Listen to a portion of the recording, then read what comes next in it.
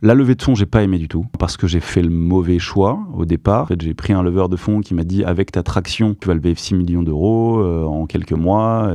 On était passé de 100 000 à 300 000 euros de MRR. On parlait en MRR, on est une boîte de propreté, tu vois. Et puis tu rencontres les VC, ça prend du temps, tu commences à cramer, parce qu'il faut monter des courbes qui font de la croissance. Et puis au fil de l'eau, tu te rends compte que tu crames, t'as moins de pognon sur ton compte, t'as des salaires à payer à la fin du mois, donc c'est cool de passer de 100 à 500 000 euros de chiffre d'affaires, sauf que le cash, c'est la variable, clé. Cash is king.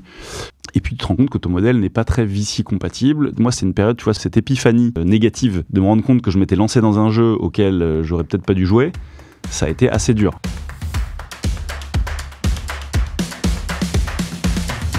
Je suis Mathieu Lolland, cofondateur d'un club d'entrepreneurs et créateur de ce podcast. Aujourd'hui, j'ai l'honneur de vous partager ma discussion avec Alexandre Belliti, fondateur et CEO de Cleany, une entreprise de nettoyage qui a plus de 10 ans aujourd'hui et qui compte plus de 500 salariés, dont 90% sont des employés de ménage en CDI. C'est un patron qui m'inspire énormément par sa franchise sans filtre sur tous les sujets, qui a réussi dès sa première entreprise en osant se faire accompagner par des coachs et des psys pour progresser. C'est un des entrepreneurs de mon entourage qui se connaît le mieux. Dans cet épisode, on va parler de son enfance, de ses peurs de dirigeant, de son expérience douloureuse de levée de fonds, de CEO multicasquette, de ses fiertés managériales et de sa vision de l'écosystème français aujourd'hui. Abonnez-vous sur votre plateforme préférée et si vous avez apprécié ce moment, mettez 5 sur 5, ça nous aide énormément. Merci beaucoup. Avant ça, une dernière chose, je remercie notre partenaire 108 milliards fondé par Mounia RK. C'est le coaching basé sur les neurosciences qui t'apprend à reprogrammer ton cerveau pour parvenir à tes objectifs. J'en bénéficie depuis 3 mois, c'est absolument ouf. J'ai réussi à reprogrammer totalement mon agenda, à oser y intégrer des moments de pause, à caler les moments importants au bon endroit et aussi à pratiquer la visualisation et le téléchargement de pensées pour être bien plus performant dans mes journées. Je vous invite à les contacter vivement. En tout cas, merci d'être là, Alex. Ça fait plaisir de te recevoir. Très content d'être avec toi. Alors, le thème du podcast, ça s'appelle « À poil et sans filet ». J'adore, ça me rappelle les soirées. Oui, alors, faut pas dire quel type de soirée, mais en tout cas, c'est ça. Donc, l'objectif, c'est d'avoir une discussion sur le leadership, le management, sans filtre, sans filet. Yes. Voilà, donc de façon la plus authentique possible. Donc, tu verras, parfois, je vais peut-être te pousser un peu dans tes retranchements. Vas-y. Et voilà, je sais que ce que j'adore chez toi, c'est que tu as un franc-parler, un grand franc-parler. Donc, voilà, je suis sûr que ça va être un bon échange. Allez, allons-y. Écoute, je commence direct par une question que je pose à tous mes invités.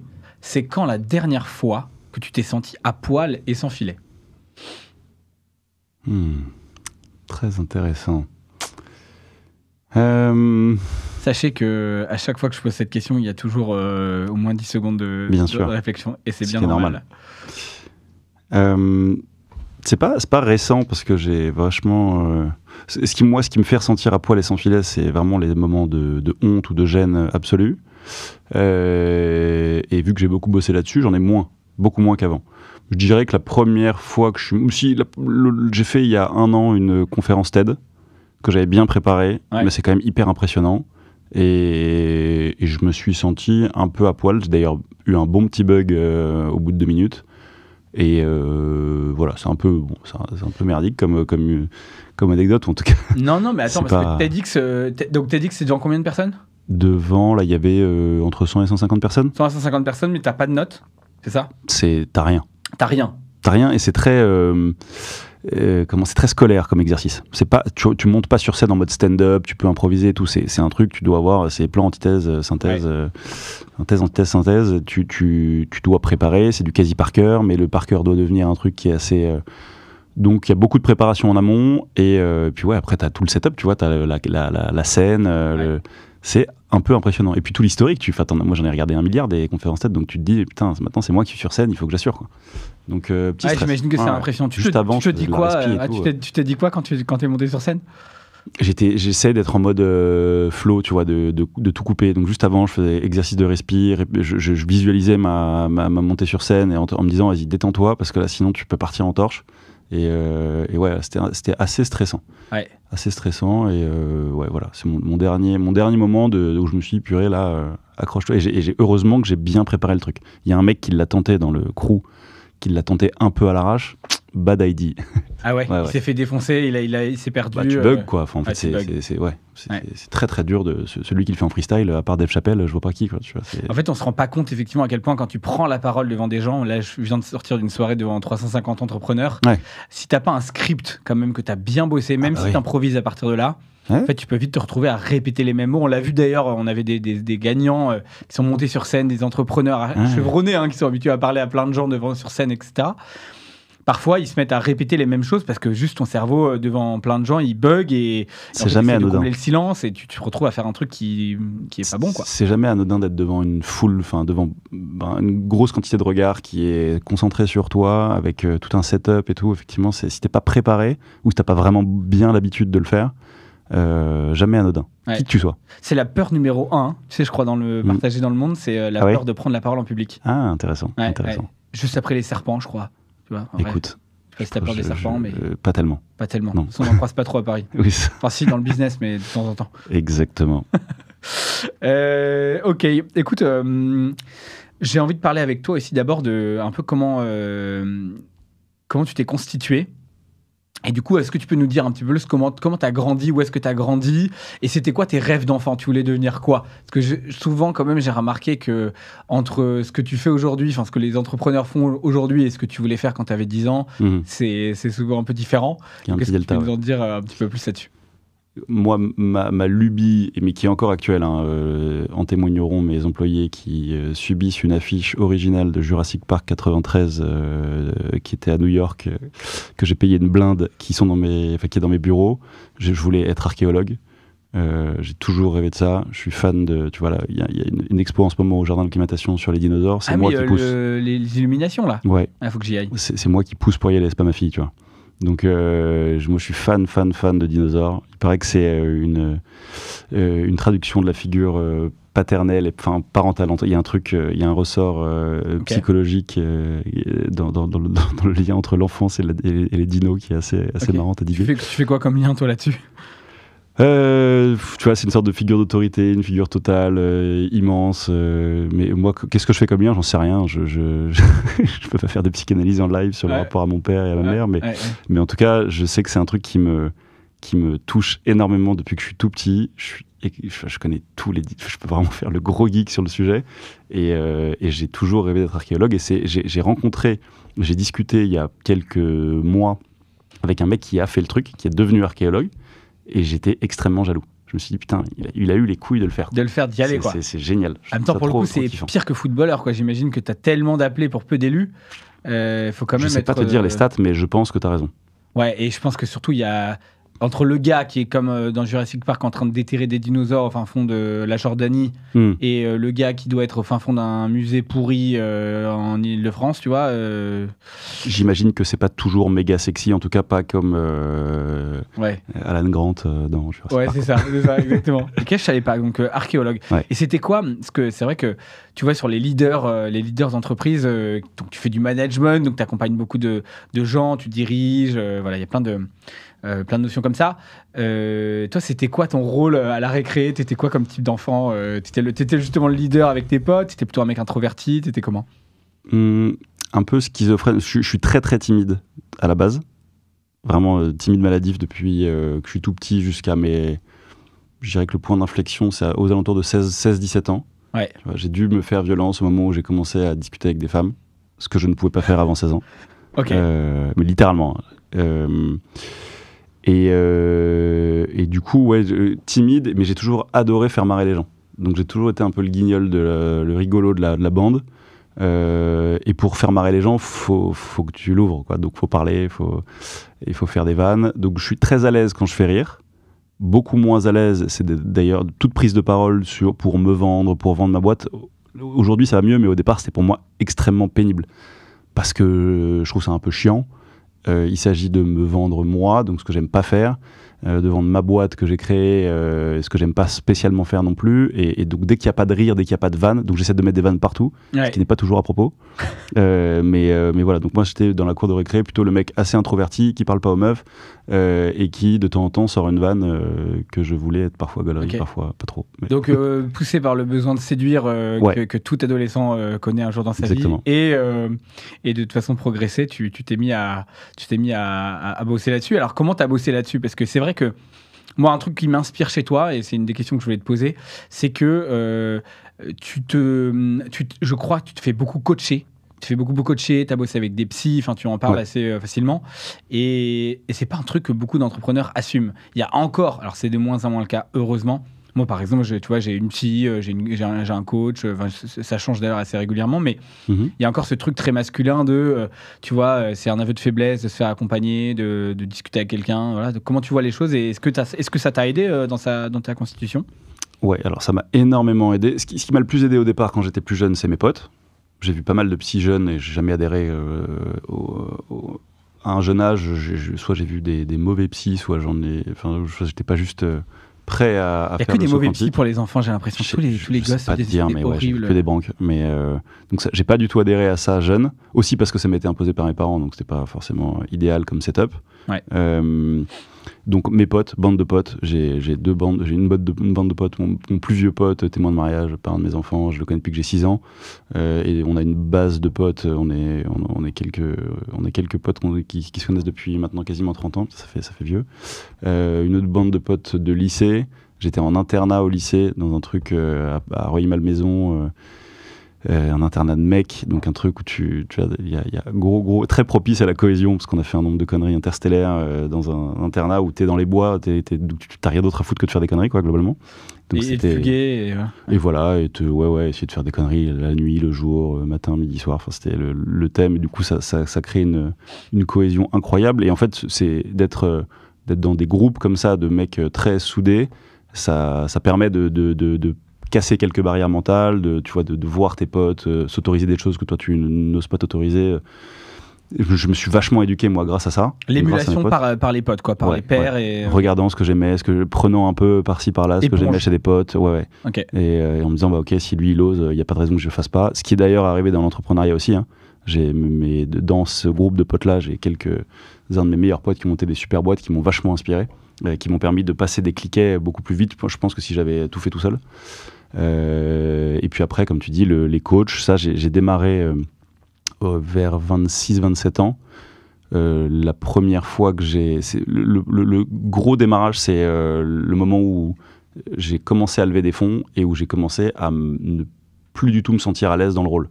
Gros syndrome dans le rôle de CEO. de mec, de CEO qui lève des fonds et qui est en train de séduire, mais qui se rend compte qu'il se prend des portes, parce que lever des fonds, c'est quand même prendre 90% de non et encore 95% de non. C'est 6 mois de roadshow, aller voir des investisseurs dans tous les sens, devoir pitcher alors que visiblement tu détestes. Alors pitcher en one-one, tu vois, autant pitcher devant une foule compliquée, en one-one, je suis plutôt à l'aise. Par contre, il y a un côté redondant dans le pitch de levée de fonds. Et puis, il y a ce rapport au non. C'est-à-dire que tu vends ton âme, parce que c'est ta boîte, tu mets tout ce que tu as et tu prends un nombre de portes incalculable. Donc moi, ça m'a vachement attaqué, l'ego et tout. Puis après, on en discutera derrière. Mais moi, j'ai beaucoup traversé de phases sur mon rapport à moi, à l'ego, ce que j'appelle les références externes, ce qui est connu comme étant référence externe. J'ai créé une boîte aussi pour me crédibiliser à mes yeux, aux yeux du monde. Tu vois, donc prendre des portes, pour moi, à une époque, c'était vraiment extrêmement dur à vivre. Ça l'est encore un petit peu, mais dans des proportions moindres. Donc j'ai commencé à voir un psy à ce moment-là. Un coach psy, quoi, mais qui accompagne des fonds d'investissement et des entrepreneurs. Mais je me suis rendu compte rapidement qu'on parlait beaucoup de mes parents, quoi. Donc, Oui, alors dans ce cas, c'était plutôt... remarque Alors, tu vois, ce serait intéressant de parler là-dessus. Moi la façon de différencier les deux entre le coach et le psy, c'est que le psy, effectivement, va pas te parler du passé, de ton enfance en général, et le coach, il va essayer plutôt de t'amener vers l'action, le futur, voilà. C'est comme ça que tu le vois aussi ? Ouais, je pense que... Alors, t'as le côté très introspectif, quasi psychanalytique, qui sont... c'est des temps très longs, c'est des choses que tu vas chercher assez profonds, et qui sont effectivement pas forcément hyper activable. Ça te permet de comprendre des choses, de te comprendre, de te connaître un peu mieux. Je pense que, moi en tout cas, c'est un truc auquel j'adhère à fond. Je sais que d'autres n'adhèrent pas. Ceci dit, à la fin de ça, tu peux avoir débloqué des peurs, tu peux avoir mieux compris des choses. c'est pas pour ça que ça change ton quotidien, littéralement. Le coach, lui, va t'aider à ces problèmes-solutions. Tu vas t'amener vers un chemin clair pour résoudre des sujets plus ou moins concrets. Je suis maintenant accompagné. J'ai été accompagné pendant 2 ans et maintenant je suis passé de l'autre côté de la barrière sur mon temps libre. Je passe un petit big up à Yvan Vibo, qui est le fondateur d'Evaneos. De Sidekick. Et voilà, exactement, de Sidekicks, qui a une méthode qui part du coaching, donc c'est-à-dire prendre un problème, le résoudre. Donc c'est une matrice, c'est ce qu'il appelle en bas à droite, et qui remonte ensuite vers ton élan vital à toi. C'est en gros, tu as un problème très concret, mais qui vient en fait taper dans qui tu es, ton inconscient. Si toi tu as ce problème-là, à cet endroit-là, ça parle aussi vachement de toi. Donc remontons un peu la chaîne de valeur, essayons de comprendre quel est toi ton élan vital et pourquoi pour toi c'est un problème alors que pour d'autres ça l'est pas. Tu vois. C'est quoi pour les auditeurs, tu vois, qui savent pas ce que c'est quoi l'élan vital selon toi? Pourquoi tu as monté ta boîte? Pourquoi tu te lèves le matin? Qu'est-ce qui te drive? Qu'est-ce qui te met sur cette énergie? Où est-ce que tu vas chercher ta zone de génie? Donc c'est essayer de comprendre ça, du coup de comprendre pourquoi quand tu n'es pas dans cette zone-là, dans ce qui te plaît, dans ce qui te drive, ça te coûte énormément, donc tu es moins bon, donc tu te mets dans une spirale potentiellement négative. Donc c'est comprendre ton élan vital perso, comment ça résonne sur ta boîte, donc définir la raison d'être de ta boîte, et ensuite revenir sur les problèmes. Tu vois. Et en fait, quand tu as fait ce travail-là, d'aller défricher qui tu es, comment tu fonctionnes, ensuite pourquoi tu as monté ta boîte, comment elle fonctionne, ensuite tu reviens sur des problèmes pragmatiques avec un regard très différent, un nouvel angle, et en général, tu as des trucs qui se débloquent de manière quasi naturelle, beaucoup plus rapidement que...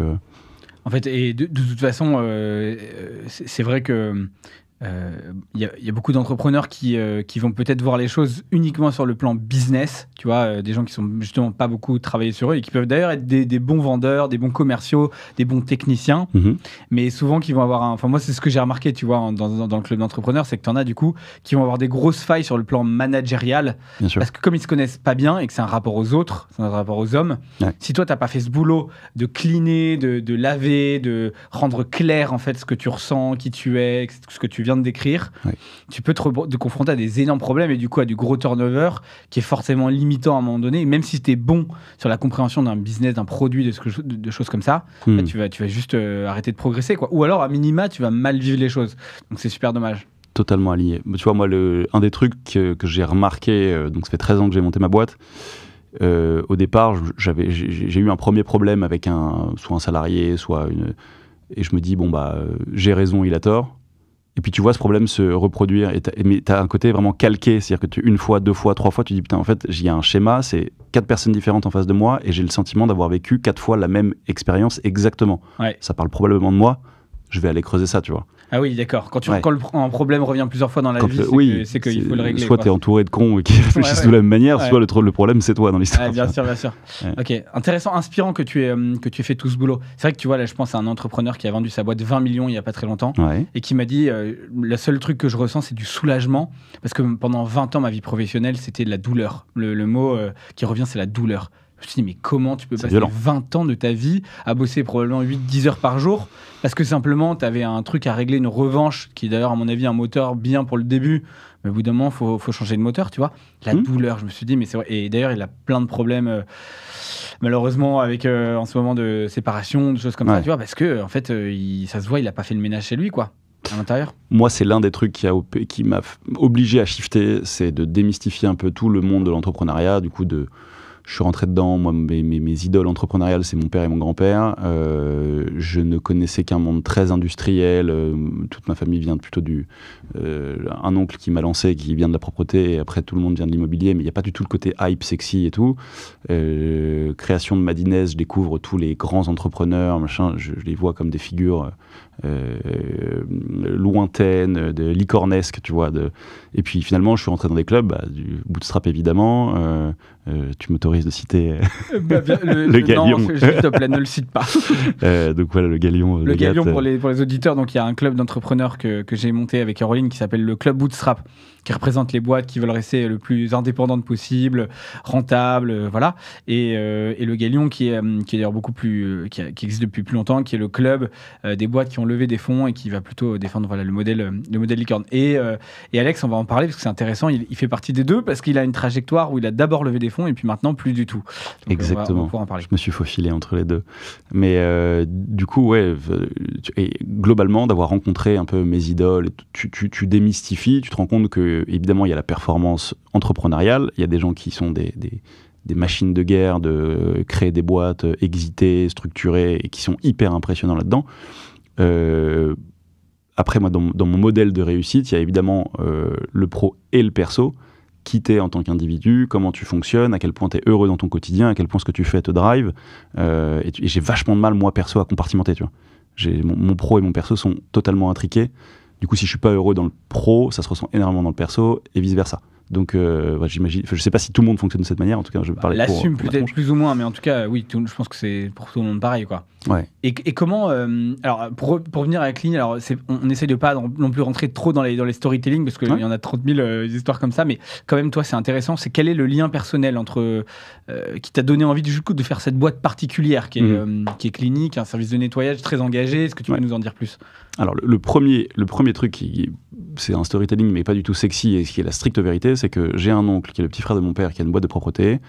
Toute ma famille entreprend, donc j'ai jamais eu de problème avec le principe d'entrepreneuriat, parce que mes deux parents sont entrepreneurs, grands-parents, oncles, tantes et autres. J'ai vraiment beaucoup d'entrepreneurs autour de moi, donc à des échelles différentes, dans des domaines différents, mais j'ai jamais eu de problème avec ça. Donc je monte une boîte. J'ai des potes dont je te parlais, donc de lycée, qui montent des boîtes. On sort tous d'école, on a 25 berges. On monte des boîtes et c'est le début, en tout cas, c'est ma vision du début de l'essor de la tech. Tu vois, alors moi, je corrèle ça à l'arrivée d'un Blablacar et autres. Certains, peut-être que des vieux de la vieille me diront que je suis un idiot et qu'il y avait tellement de boîtes avant, mais en tout cas, j'ai l'impression que c'est un moment où la tech française commence à avoir un vrai point d'inflexion. Je vois les modèles des boîtes, je trouve ça hyper sexy, mais je comprends rien de ce qu'ils font. En tout cas, je n'ai pas le niveau tech et j'ai pas les compétences tech. Du coup, ça m'effraie de monter une boîte là-dedans. Et en parallèle, j'ai le petit frère de mon père qui a une boîte de propreté, donc nettoyage industriel, qui est basé à Montrouge, et qui est un mec qui roule en Porsche Cayenne et qui est quasiment pro de golf, tu vois. Et je me dis, son quotidien me plaît. Voilà. Donc je fais pas de golf, je fais autre chose. Moi, je faisais du foot à l'époque. La Porsche Cayenne, ça te plaisait, quoi? J'ai 24 ans, ouais, un peu con. Enfin, Porsche Cayenne, non, parce que c'est pas tellement ce qui m'excite, mais en tout cas, c'est le côté financièrement à l'aise et beaucoup de temps pour lui, personnellement, pour faire du sport, pour passer du temps avec ses enfants. Je me dis que ça, c'est ce que je vise, tu vois. Et encore une fois, dans un mindset de jeuneau. Donc, je me renseigne, je sors d'école de commerce, je me dis, je vais rentrer chez lui, regarder comment il fonctionne, essayer de l'aider à structurer, fonctionner vraiment comme une boîte, comme une boîte old school, mais très bien gérée, à l'ancienne. Et donc, je fais 6 mois chez lui, il me fait pas de cadeau particulièrement, et je le remercie, il m'embauche comme agent d'entretien. Donc je fais 6 mois en tant qu'agent d'entretien, et l'après-midi je fais du commercial et je vais rencontrer des concurrents pour... donc c'est comme ça que je démarre. Donc tu fais le ménage le matin et l'après-midi tu vas rencontrer des clients. Ouais, exactement. Je fais des halls en fait, lui était particulièrement, et c'est comme moi j'ai fait 3 années là-dedans, dans aller voir des syndics, prendre des contrats quand il n'y a pas de gardienne dans des immeubles pour faire entrée et sortie de poubelle à 3h du mat, et ensuite faire des halls d'immeubles, cage d'escalier, ascenseur. Incroyable. Ok. Et donc c'est ce que je fais. Pour le coup, je suis au contact des équipes, je trouve ça génial. Et je trouve vraiment le business assez cool, très diversifié, aller sur le terrain avec un rôle très opérationnel, très grisant aussi. Moi, j'ai une maman qui est très maniaque, et en fait, nettoyer des trucs, ça me fait kiffer. Ça paraît con, mais j'adore le avant-après, tu vois. Tu rentres dans un endroit qui est dégueulasse, tu ressors, c'est nickel chrome, t'as le sentiment d'avoir bien travaillé. Voilà, okay. C'est très visuel, c'est très concret. Donc moi, ça me plaît. Et d'aller convaincre des gens de vendre ma popote, ça me plaît aussi. Donc je vis les deux mondes. Et donc... Ta maman, elle est dans le ménage aussi ou... Non, elle est juste maniaque. Mais ma mère est infirmière, infirmière libérale. Okay. Ouais. Et donc pour revenir à ça, donc storytelling, c'est la base, c'est ça. Et ensuite, quand je monte ma boîte, donc mon oncle, j'ai essayé de m'associer avec lui, et vu qu'il avait déjà tout son setup et tout, il m'a dit, écoute, tu vas monter un concurrent, marché du nettoyage, 15 000 boîtes, donc on n'est pas vraiment concurrent, très local, donc lui est à Montrouge, moi je monte à Boulogne-Billancourt. Ouais. Et ce qui est vrai, c'est venu un peu après dans mon drive et dans mon storytelling, mais c'est très présent chez moi, mais je m'en étais pas rendu compte au début, c'est que si chez Clini, on est une boîte qui, là, dans les prochaines heures, va devenir Bicorp, ça fait 3 ans qu'on est dessus. Félicitations, c'est hyper dur. Ouais. Hyper dur. Et qui surtout a un rapport aux agents d'entretien qui est très sain et respectueux. C'est parce que ma grand-mère, et en tout cas ce qui part de moi, c'est que ma grand-mère était femme de ménage, que pendant toute ma vie, je l'ai vue trimer là-dedans, et que je pars du principe, mais qui me paraît évident, que tu sois femme de ménage, que tu sois caissière ou que tu sois banquier, ben, on doit te traiter correctement de la même manière. C'est pas vraiment le cas au final. Tu vois, quand je l'ai vécu chez mon oncle, le matin, tu es agent d'entretien. Je ne sais pas si ça part de moi aussi, mais j'ai l'impression que pèse sur toi un regard très différent de quand tu fous ton costard et que tu deviens sales l'après-midi. Tu vois, mais c'est sûr. C'est un truc que j'ai vécu, moi, que j'ai eu le sentiment de vivre très fort. Donc je me suis dit, ça, je veux pas que ça pèse, en tout cas sur les agents d'entretien. Donc on va essayer de créer une boîte dans laquelle il y a du respect, il y a un sentiment de cohésion. Voilà, dans la mesure du possible, évidemment. Ouais, ton premier moteur, c'est déjà, tu as un ancrage familial là-dedans, tu as une grand-mère qui a fait ça. Exactement. Donc en fait, tu te dis, moi, je veux qu'on respecte ce métier-là, qui est un métier honorable et qui mérite d'avoir plus de mise en valeur et plus de respect, quoi. Okay. Totalement. Ok, hyper intéressant. Et du coup, quand tu te lances, qu'est-ce qui fait que dans un métier qui est aussi terrain, tu vois, qui est aussi traditionnel, qui est vieux comme le monde, parce que je pense que des services de nettoyage pour les entreprises, il y en a toujours eu, tu vois. Qu'est-ce qui fait que tu te mets à lever des fonds, qui est quand même effectivement plutôt une pratique de la tech? Ouais, très bonne question. Alors, juste pour te donner un peu de vue sur le marché désintermédié du nettoyage, donc le fait que tu passes par des entreprises spécialisées dans la propreté, ça c'est arrivé en France et ça a commencé à grossir au moment des années 70. Avant, les gens avaient une pratique, c'était embaucher comme t'embaucherais un RH, un sales ou autre, c'était de prendre un agent d'entretien dans tes bureaux que tu payais, qui était sous ton payroll.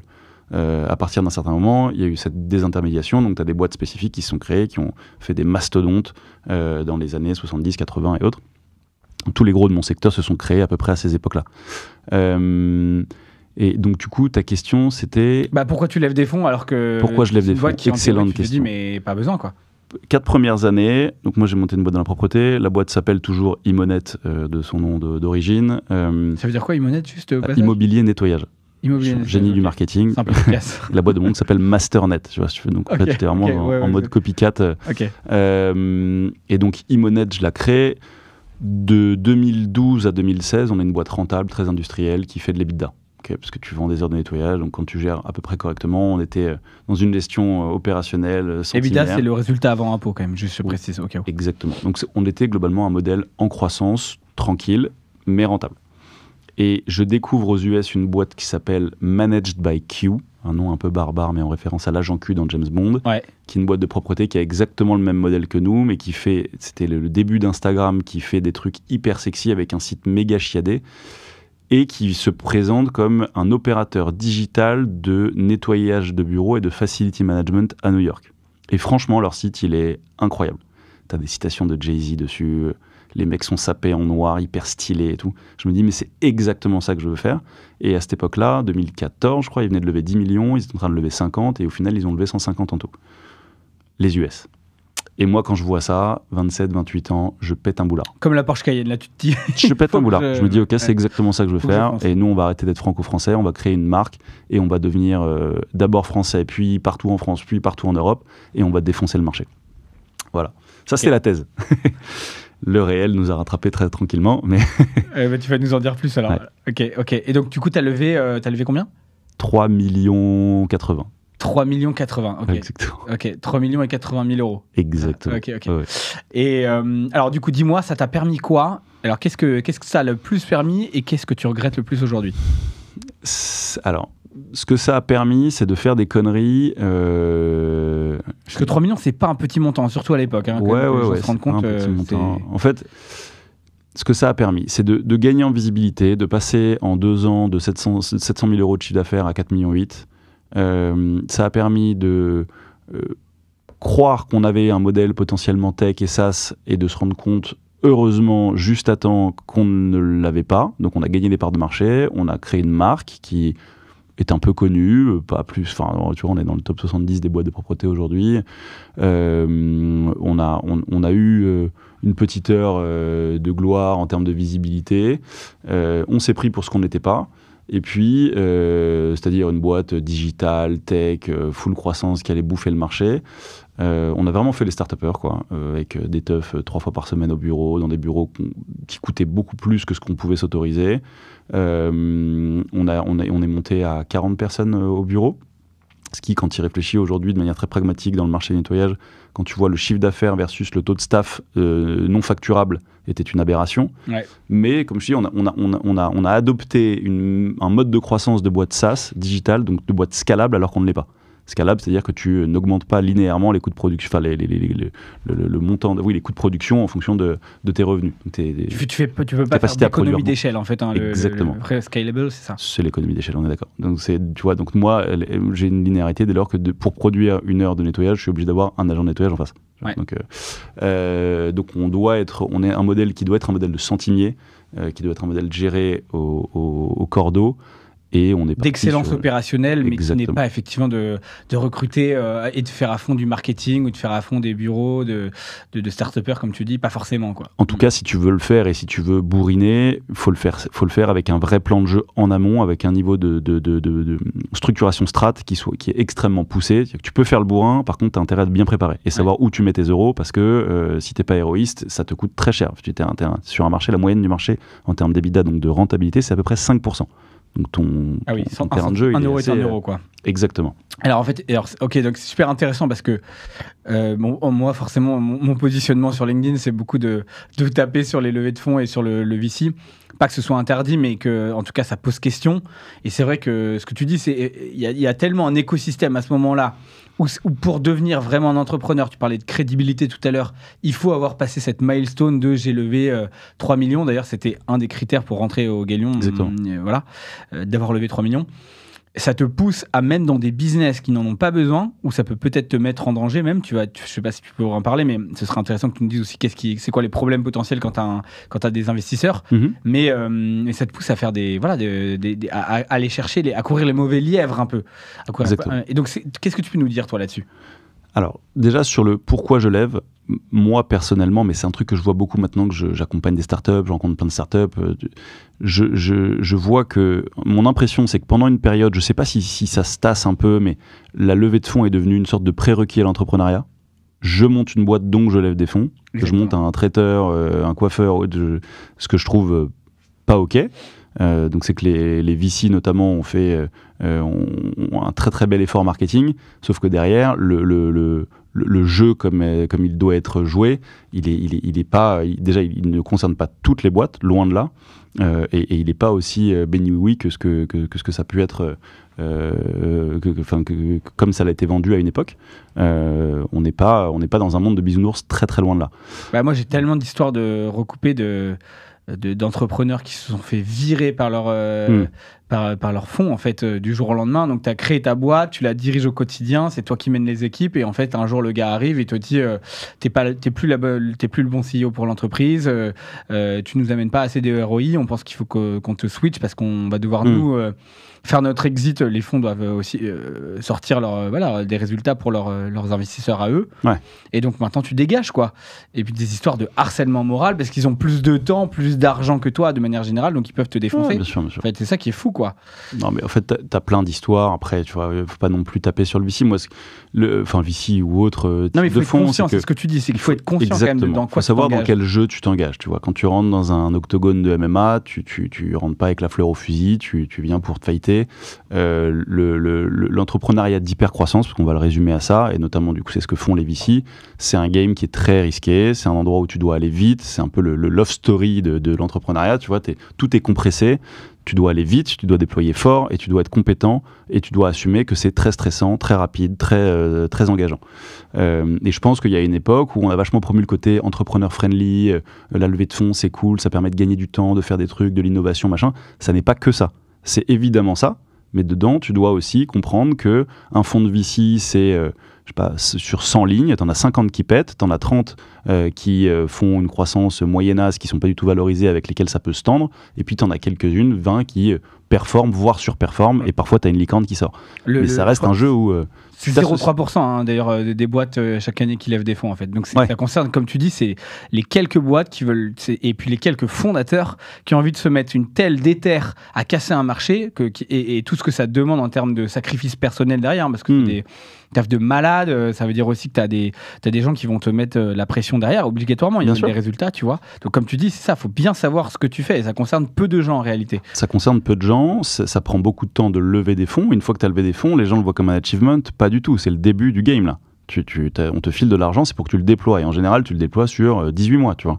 Donc, on te file un montant à cramer. Donc, tu rentres d'un modèle... Moi, je suis passé d'un modèle rentable, plus lent, à un modèle où je cramais du cash. Donc, j'ai fait de la croissance. Mais derrière, quand tu veux retourner à la rentabilité, accroche-toi à Jeannot. C'est-à-dire que tu dois changer de modèle à nouveau. Donc, tu dois virer des gens, tu dois changer... Nous, on s'est mis à redevenir une boîte rentable, ce qu'on est aujourd'hui. Mais ça n'a pas été une sinécure. Tu vois, c'est quoi le plus dur que tu as vécu dans cette période-là ? La période levée de fonds Covid, post-Covid, c'est assez sportif. Ça va faire 6 ans maintenant que le game est serré, on va dire. La levée de fonds, j'ai pas aimé du tout. Parce que j'ai fait le mauvais choix au départ. Lever des fonds et des montants, en fait, j'ai pris un leveur de fonds qui m'a dit avec ta traction, vu qu'à l'époque il y avait tellement de pognon que quel que soit ton modèle, tu peux aller lever. Moi, on m'a dit tu vas lever 6 millions d'euros en quelques mois. On était passé de 100 000 à 300 000 euros de MRR. On parlait en MRR, on est une boîte de propreté, tu vois. Ouais, on a tout ricanisé. Pour le logiciel, quoi. Ouais, voilà. Donc on a tout ricanisé, machin. Et puis tu rencontres les VC, ça prend du temps, tu commences à cramer, parce qu'il faut monter des courbes des courbes qui font de la croissance. Et puis au fil de l'eau, tu te rends compte que tu crames, t'as moins de pognon sur ton compte. Donc le réel, c'est que en fait, toi, t'as des salaires à payer à la fin du mois. Donc c'est cool de passer de 100 à 500 000 euros de chiffre d'affaires, sauf que le cash, c'est la variable, clé. Cash is king. Et puis tu te rends compte que ton modèle n'est pas très VC compatible, donc on a perdu du temps. Ça, c'est une période, tu vois, toute cette épiphanie négative de me rendre compte que je m'étais lancé dans un jeu auquel j'aurais peut-être pas dû jouer. Ça a été assez dur. Et tout ça dans un enrobage comme tu sais, d'écosystème startup où tu dois être un CEO top, toujours avoir le smile, tu fais des meetings. Alors toi, comment ça se passe ta boîte ? Ouais, moi c'est nickel, tout roule, machin. J'ai vécu une schizophrénie, mon gars, mais et à même l'intérieur, c'était horrible et tu vivais l'enfer, et à l'extérieur, t'es obligé de faire genre t'es le mec parfait qui cartonne. Tu dois vendre, en fait. Donc lever des fonds, c'est vendre. Donc en fait, si t'as pas une gueule correcte, que ton pitch est pas carré et qu'on voit que tu chies dessus quand tu ouvres la bouche, tu vends rien du tout. Tu vois, donc tu dois rester de façade quelqu'un d'hyper smiley, engageant, machin. Vis-à-vis de tes équipes aussi, tu dois leur dire ouais, on est en pleine levée de fonds, c'est en pleine bourre, machin, ça va bien un truc. Et moi, je m'enfermais dans mon bureau littéralement pour me mettre des sessions de décompression, tu vois. Enfin, pas dans mon bureau, dans un bureau, parce que j'ai jamais eu de bureau à moi, mais je me mettais dans des salles isolées. Et je disais, putain, mais merde, comment on fait, tu vois. Ouais, dingo. Ouais. Et donc là, c'est là le moment où... Ça, c'était surtout 2000... que toi, t'es solopreneur, c'est-à-dire que t'as entrepris tout seul. Alors, oui, j'ai monté ma boîte, j'ai fait 3 ans solo, et au bout de 3 ans, je me suis associé avec un de mes potes d'enfance. Ok. Donc, à ce moment-là, je te parle, on est en 2017, ce moment où ça commence à lever des fonds et rentrer dans le game, dans le VC game, hyper croissance, machin. Et donc, on était 2. On était 2 à vivre ça, et donc on se regardait en chien de faïence en disant putain, c'est quand même vachement dur et c'est le bordel, et à vivre cette sorte de schizophrénie de pas pouvoir en parler trop aux équipes, et du coup de se mettre des mousses le soir à 2 en se regardant en disant putain, mais du coup qu'est-ce qu'on fait si ça décroche, si ça foire, machin. Donc des moments de tension. Qu'est-ce qui te faisait le plus peur, toi ? C'était de rater la boîte, c'était de décevoir les investisseurs ? Qu'est-ce qui te faisait le plus peur ? Je pense qu'il y a l'échec. Tout simplement, tu vois, juste le fait de foirer. Moi, j'ai jamais rien fait d'autre que d'entreprendre. J'ai fait un stage chez Air Liquide quand j'avais 18 piges, mais j'ai pas fait rien d'autre que Clini. C'est toute ma vie professionnelle.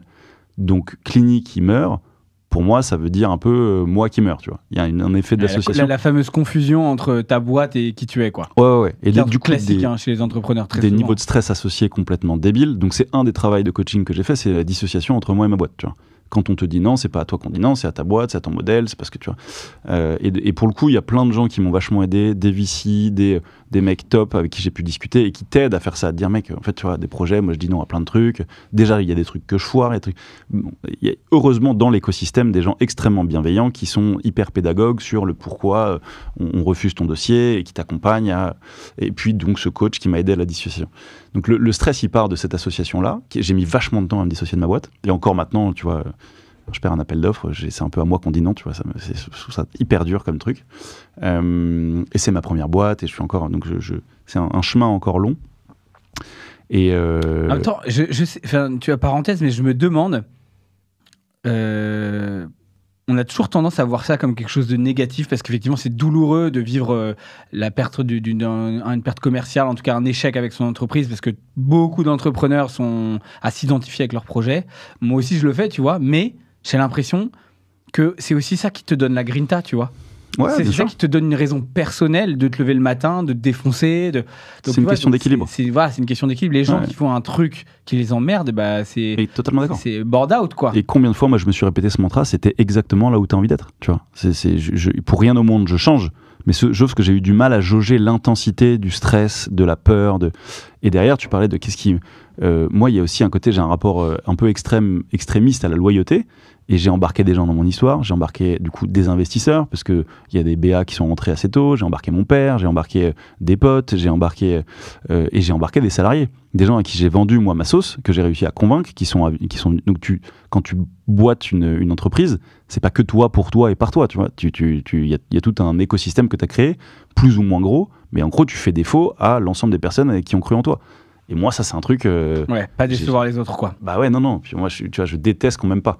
Donc pareil, je me soigne, mais c'est un truc... c'est un truc, je veux dire, en même temps, c'est cool que tu l'assumes, parce que mais en fait, on a tous besoin d'être aimés, quoi. Tous les entrepreneurs, même les mecs qui font genre, je m'en fous du regard des autres, je suis le patron, je fais ce que je veux, etc., etc. Mais en réalité, on a tous besoin de ça, quoi. Et le premier jour où tu l'assumes, déjà, tu te libères pas mal du truc. Ouais, mais on n'est pas égaux. Moi, je suis un peu extrémiste dans ce truc-là. C'est vraiment que je fais quasiment du cas par cas. Quand quelqu'un m'aime pas, je cherche à comprendre pourquoi, qu'est-ce qu'il a pas compris, machin et tout.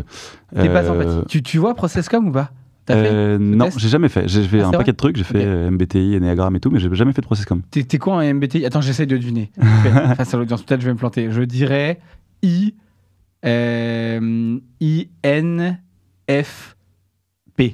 ENFP. ENFP? Ouais. Ah, j'étais pas loin quand même. Ouais. J'ai hésité avec I, parce que comme tu as dit que t'étais timide, maladif quand t'étais petit, je me suis dit I. T'es entre les deux ou t'es... Ouais, je suis pas très loin de... Mais sur plein de trucs, tu vois, je suis à la frontière de plein de machins, mais je suis plutôt ENFP. Ok, ENFP, ok. Mais moi je suis ENTP, donc il n'est pas très loin. Donc E, c'est extraverti, ça veut dire tu prends ton énergie des autres. N, c'est que c'est plutôt intuitif, donc tu vas en fait... prendre des décisions en voyant la big picture, en suivant ton instinct plutôt que rentrer dans le détail du classeur du truc Excel, quoi.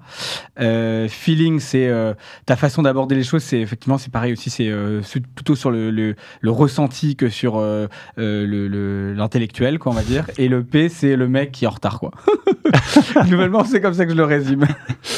C'est ça, c'est bien résumé. Un peu ça, ou... ouais. Okay. Et donc, je te disais quoi Alors, on en était où? Du coup, moi, je me suis perdu aussi. On en était sur... dur de décevoir les gens que tu avais embarqués avec toi dans le profil psychologique. Donc, ouais. Quand je dis d'où vient la peur, tu vois, au départ, elle n'est pas du tout rationalisée. Tu l'as subie parce que l'échec, parce que la crainte de ne pas rentrer dans les codes, le regard des autres... décevoir ceux qui t'ont fait confiance, qui ont investi chez toi, qui ont passé du temps chez toi, et puis t'as juste une honte en fait qui est là, c'est t'es en train de vendre un truc et en fait ça ne se passe pas du tout comme tu l'avais prévu, potentiellement ça va se planter, toute l'image que t'as projetée de toi, elle peut s'effondrer du jour au lendemain, tu vois, et tu te dis mais qu'est-ce que je suis en fait, est-ce que je suis une putain de fraude, tu vois, donc c'est le syndrome de l'imposteur, et ça c'est très très dur à gérer, en tout cas pour moi ça a été très dur à gérer. Ouais. Et tu trouves qu'aujourd'hui c'est mieux? C'est mieux, c'est beaucoup mieux. Je suis beaucoup plus serein par rapport à ces trucs-là, aussi parce que le temps a passé, parce que j'ai beaucoup travaillé sur ces sujets, mais je vois encore souvent je me parle tout seul dans ma bagnole, parce que je suis un éternel mec en bagnole électrique, mais en bagnole quand même. Okay. Et je me dis, mais mec, arrête, enfin, c'est pas possible de retomber dans des trucs de gamin, ça fait 10 ans que tu bosses là-dessus. Après, il faut un peu d'indulgence avec soi-même, tu vois, j'ai ce profil-là, donc je l'assume. Mais ouais, c'est un truc que je retrouve encore très régulièrement. Qu'est-ce que tu penses de l'écosystème actuellement, l'écosystème tech, start-up, entrepreneurial, tu vois, on est passé de la folie des grandeurs, les grandes heures de la Startup Nation, The Family, etc., tu vois, donc, qui est la période dans laquelle tu as levé des fonds, en fait, à retour à la rentabilité. Là, il y a eu le crise tech, des centaines de milliers d'emplois qui ont sauté, une difficulté à recruter, etc. Ça va durer combien de temps, ça, et c'est quoi ton avis là-dessus ? Je sais pas. J'ai adoré, moi, cette période grandiose de levée de fonds, machin. Je pense qu'on s'est tous rendu compte, même pendant, que c'était n'importe quoi, qu'il y avait des montants levés. Tu vois, au début 2014-2015, une grosse levée, tu l'as dit, c'était genre 3-6 millions d'euros. C'était déjà des belles levées. On est monté sur des 200, 300... objectivement, on sait qu'il y a des trucs qui se sont passés qui n'auraient jamais dû se passer. Donc, c'est un vrai retour au réel.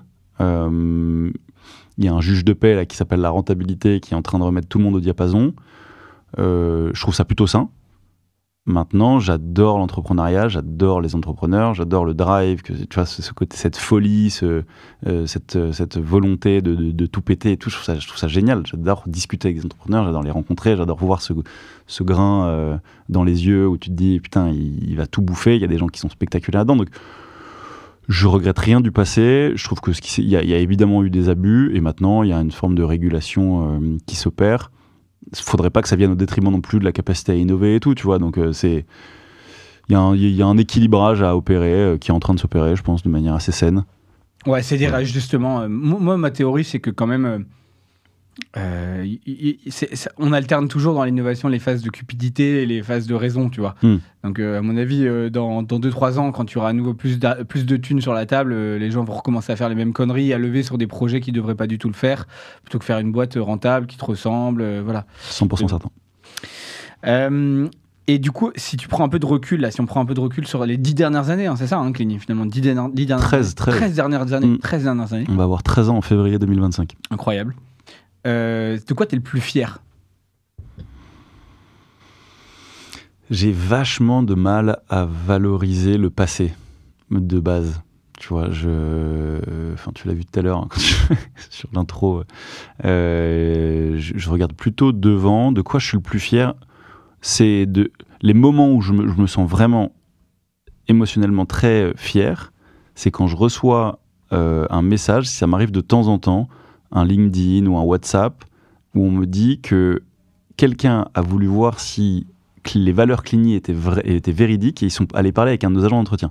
Tu vois, sur l'un de nos sites, ou l'autre jour, j'ai un agent Cligny qui a demandé une cigarette dans la rue à quelqu'un et la personne lui a demandé « Alors, est-ce que c'est vrai que vous êtes bien traité chez Cligny ?» Et le mec m'a envoyé un LinkedIn, je pourrais te le montrer tout à l'heure, où il me dit « Mais j'ai vu que c'était du vrai, tu vois. » Alors évidemment, on ne fait pas des sans fautes et tout, mais tu vois, quand je reçois ça, quand je me dis que les valeurs sont portées et que les gens peuvent le constater auprès des agents d'entretien, là, je suis content. Que ta mission du début dont tu parlais, c'est-à-dire respecter pas du ce bullshit. métier, Ouais. ceux qui se sentent qui sont reconnus dans ce qu'ils font, c'est le cas, quoi. Exactement. Ouais. C'est quoi la mesure d'ailleurs que tu trouves la plus forte vis-à-vis de... Bon, il y en a plein, tu vois, mais en tout cas celle que tu trouves la plus puissante par rapport à cette mission principale de reconnaître leur métier, de les respecter, etc. C'est le NPS de nos agents, clairement, qui est aux alentours de 8,76, je crois, sur le dernier compteur sur 10. Alors, ce qui est, du coup, certains me diront, c'est pas un vrai NPS. Mais c'est dans un marché c'est une note sur 10, quoi. C'est dégueulasse, quoi. Sur un marché, ouais, où c'est très variable, mais oui, globalement, c'est pas dingue, tu vois. Globalement, les gens sont tous multi-employeurs, savent pas trop pour qui ils bossent, et à l'inverse, il y a assez peu d'engagement sur le bien-être des collaborateurs, c'est certain. Même si, évidemment, j'ai certains confrères qui font les choses super bien. Mais globalement, la moyenne n'est pas très engagée sur le bien-être des collaborateurs. Donc ça, c'est ma fierté numéro 1. Et après, il y a toute la fierté d'avoir réussi à tenir post-Covid, d'avoir construit une boîte qui grandit, et la fierté de l'équipe actuelle. Parce qu'aujourd'hui, je me suis autorisé, un des cliquets que j'ai passé, m'autoriser à m'entourer de gens de grande qualité et de très bon niveau. Et objectivement, quand je regarde la boîte et la tête qu'elle a aujourd'hui, je suis hyper fier de ce qu'on a réussi à faire. Et quand tu dis que tu as réussi à t'entourer, tu veux dire que pendant quelques temps, tu as eu des gens où... J'imagine que tu as déjà dû te séparer de personnes. Quelques-unes. Quelques-unes comme tout entrepreneur, quoi. C'est quoi que tu trouves le plus dur, d'ailleurs Comment on reste humain quand on vire des gens ? Tu vois, c'est quand même c'est aussi ton métier, toi, d'essayer de respecter. Mais comment tu vois ces choses-là, toi? Je pense qu'il faut arrêter avec le principe de une boîte, c'est une famille, les trucs, tu vois, très émotionnellement. Une boîte, c'est aussi un outil de production. On n'est pas une ONG, donc les employés sont là pour effectuer un job, et parfois, tu le fais très bien pendant quelques années, et puis tu n'es plus la bonne personne c'est aussi un des corollaires de l'hypercroissance. C'est que celui qui est bon en année 1, il est plus forcément au niveau en année 4, et c'est pas grave. Tu vois, ça peut se modéliser, donc tu peux te séparer de gens pour ces raisons-là. Tu peux faire des mauvais castings. J'écoutais l'autre jour un podcast avec un monsieur qui s'appelle Antoine Fraisse, que j'avais eu l'occasion de... L'avocat, là ? Non, qui est le fondateur de Kerala. Okay. Kerala Ventures, qui est un monsieur que j'ai rencontré il y a quelques années maintenant, brillant, qui vient de sortir un bouquin sur comment bien recruter. C'est une science, hein. Il n'y a pas de hasard du tout. Moi, je viens d'Ignition Programme, cabinet de recrutement, donc je vois très bien. Il faut faire des scorecards, Exactement. Il faut passer des entretiens, il y a des méthodes, bien sûr. Ce que je n'ai pas beaucoup fait au début, donc des plantages. Tu vois, moi, je recrutais au début, ça peut paraître con, mais CV, école, où tu as bossé, avec un côté un peu débile de s'il a bossé chez Deliveroo, chez Uber, il doit être fort. Tu vois. C'est vraiment pas la meilleure méthode pour scorecardiser un poste et une personne. Il peut être fort, mais il peut ne pas être fort dans le poste que tu veux en plus. Oui, en tout cas, c'est loin d'être suffisant. Donc, bien recruter, ça s'apprend, c'est une science, et je me suis planté beaucoup de fois. J'ai beaucoup plus, je pense, de recrutement foiré que de recrutement réussi. Et du coup, avec 36 conséquences possibles, voilà, mais tu connais ça par cœur. Oui, des licenciements qui sont mal passés, j'en ai vécu. Et comment on gère émotionnellement ce genre de moment? Parce que tu vois, je pense qu'il y a plein de patrons qui vivent ces trucs-là. Bon, j'imagine que tu peux évidemment pas rentrer dans les détails des gens et c'est pas ce qu'on veut, mais tu vois, est-ce que tu as un truc dont tu te souviens où tu te dis putain, si j'ai cette erreur-là, je la referai plus, il faut pas la refaire toujours tu disais, est-ce qu'on peut licencier en restant humain? Oui, bien sûr. Il faut... déjà, il ne faut pas être impulsif, il faut toujours que ce soit documenté, il faut toujours prendre le temps d'expliquer à la personne pourquoi elle n'est pas la bonne personne au bon poste, essayer d'être le plus concret possible. Tu dois à la personne déjà un plan de jeu, qu'est-ce que tu attends d'elle? Si tu lui expliques pas exactement ce que tu attends d'elle et quelle est la cible, tu peux pas t'étonner qu'elle ne l'atteigne pas. Et ensuite, quand ça ne se passe pas bien, il faut le documenter, le justifier, expliquer, être le plus pédagogue, avec l'idée de se dire la personne va partir avec dans son cartable quelques inputs utiles pour la suite, tu vois. Et ensuite être humain, enfin juste respecter déjà la loi, les règles, parler correctement, et puis faire les choses de manière structurée. Après, il faut être très cadrant aussi, tu vois. Moi qui recherche l'amour à tout prix de tout le monde, une des plus grosses conneries que j'ai faites, c'est d'essayer d'avoir un truc qui met les gens dans une posture très schizophrène, c'est d'être beaucoup trop gentil par rapport à la situation. T'es en train de virer quelqu'un, mais t'es en train d'essayer limite de le séduire en disant mais t'inquiète, tout va bien se passer. Mais aime-moi s'il te plaît, je te vire, mais s'il te plaît, tu m'en veux pas. Hein. Tu vois, et ça c'est peut-être la plus grosse connerie que j'ai voulu faire à une époque. Au début, je faisais ça, tu vois. Ouais, bien sûr. Donc, il y a une phrase dans le management que j'aime beaucoup qui dit quand tu me protèges, tu me limites. Et qui est très simple, tu vois, mais qui dit en fait, ce que tu partages, c'est-à-dire si tu n'es pas clair sur les objectifs, si tu n'es pas clair sur ce que tu attends de la personne, si tu ne lui dis pas aussi quand ça ne va pas, tu peux pas t'étonner que le jour, déjà puisse pas progresser, parce que si tu l'orientes pas, voilà. Moi, je me suis fait virer, tu vois, de mon stage chez The Family au bout de 5 mois. J'ai pas eu un point de management. Et à la fin, le gars me dit, tu dégages. J'étais là, mais... je suis tombé des nues, tu vois, je suis tombé de 5 étages, ça m'a démonté, en plus j'ai perdu toute confiance en moi, mais parce que juste j'ai eu zéro retour, quoi. C'est un exemple de ce qu'il faut pas faire. Bah ouais, parce que t'es en droit de virer les gens, bien sûr. Mais t'es en droit il faut leur dire, quoi. Et c'est à partir de là aussi où quand tu sors la personne, elle a été avertie, elle sait, et c'est fini, quoi. Ouais, et puis t'as un effort d'empathie, quoi. Si j'étais à la place, est-ce que j'accepterais qu'on me vire sans aucun ni préavis, ni aucune explication, tu vois. Si t'as pas vu le truc venir, si vraiment ça tombe comme un cheveu sur la soupe, c'est qu'il y a un foirage managérial massif. C'est clair. Donc, mais malheureusement qui est assez monnaie courante parce que tu recrutes quelqu'un, tu prends pas le moment, en fait tu recrutes une personne que tu veux. Tu vois, une des erreurs que moi j'ai beaucoup faites et que je vois pas mal, c'est le côté je te recrute, t'as ton CV, t'as dit que t'allais faire des choses, globalement t'as compris le poste, allez vas-y go mon gars, tu vois. tu laisses la personne en autonomie, fatalement, tu t'exposes à une grosse déception. Recruter, c'est aussi onboarder, accompagner. Tu vois, le management, ça prend énormément de temps. Donc, si tu laisses les gens... Mais du coup, quand tu es entrepreneur, au début, tu n'as pas forcément le temps de le faire, parce que tu es aussi dans la prod. Tu vois, entrepreneur-manager, c'est une étape qui est plutôt lointaine. Quand tu es 3 au bureau, enfin, quand tu es moins de 10 ou moins de 15... le CEO, il est par Mons et par Vaux et il n'est pas forcément en capacité d'être le bon manager qu'il aimerait être. Tu vois. Mais tu dois avoir quand même des sacrées anecdotes positives aussi de gens que tu as fait monter en 13 ans, en plus des profils, tu vois, j'imagine qu'ils sont... Parce que toi, en fait, ce que les gens peut-être réalisent pas trop, comme tu dis, c'est que tu as combien de gens au siège, comme on dit Au siège, on est 25. 25, ouais, donc ça c'est les... Si je schématise, tu me dis si je me trompe, mais c'est un peu... les profils grande école qui vont piloter le truc, voilà. Et tu as aussi, du coup, des centaines de personnels sur le terrain qui, pour le coup, ont un métier de base qui est compliqué, qui est dur, qui est exigeant. En tout, 500 fiches de paye aujourd'hui. Ouais. Donc 95% sont des personnes qui sont sur le terrain à produire Tous en CDI. Tous en CDI. Ouais. Tous en CDI. Et ouais, c'est quoi les plus belles anecdotes que tu as sur des gens comme ça? Tu disais donc le WhatsApp, t'en as d'autres? C'est principalement sur le terrain, donc des personnes qui ont commencé agent d'entretien et qui ont fini manager. Je trouve que c'est des histoires incroyables qui montrent la capacité à donner confiance et à offrir des perspectives à des gens qui ne sont pas habitués à en avoir. Donc ça, je trouve ça hyper cool.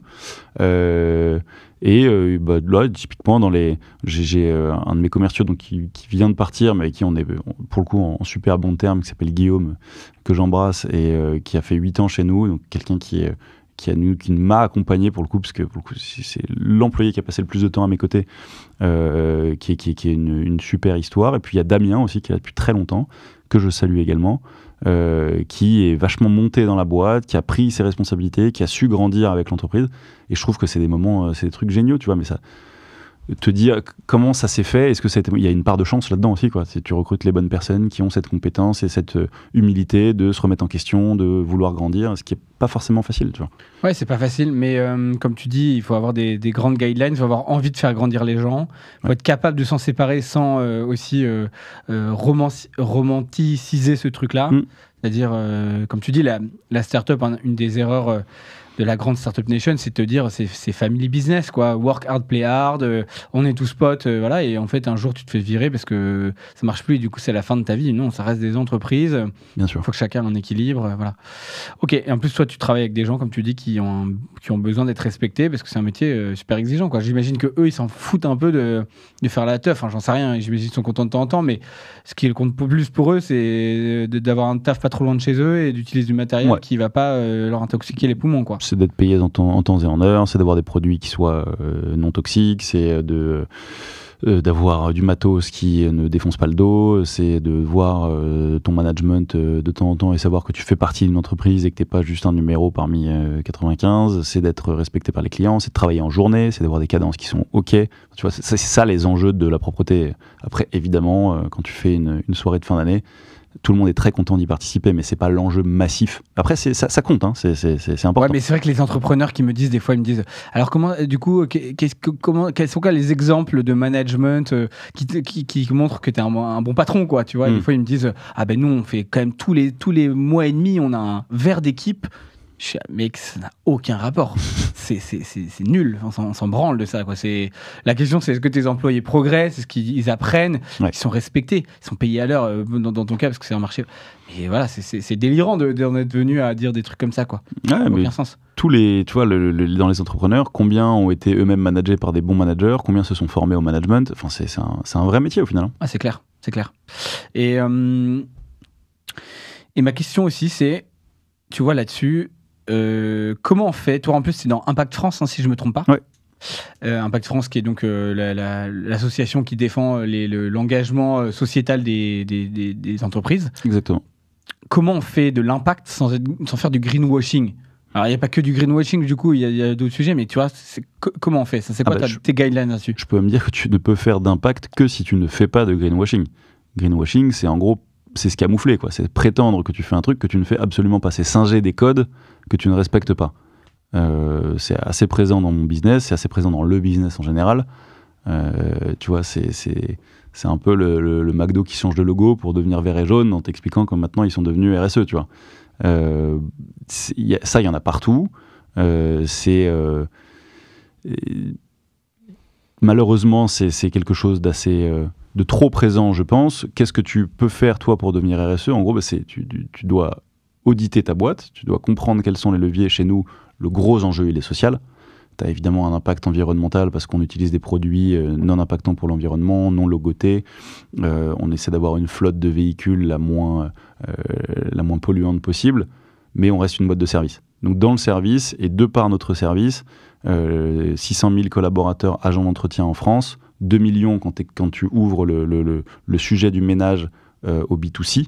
Tu vois, donc c'est une population qui est très vulnérable, qui est majoritairement constituée de personnes immigrées et dans lesquelles il y a eu beaucoup d'abus historiquement. Donc nous, le game, c'est faire en sorte que ces collaborateurs soient respectés, payés, des bons montants, en temps et en heure, et une qualité de vie quotidienne qui soit la meilleure possible. Voilà. Donc c'est ça le game. Il est hors de question de bullshiter là-dessus.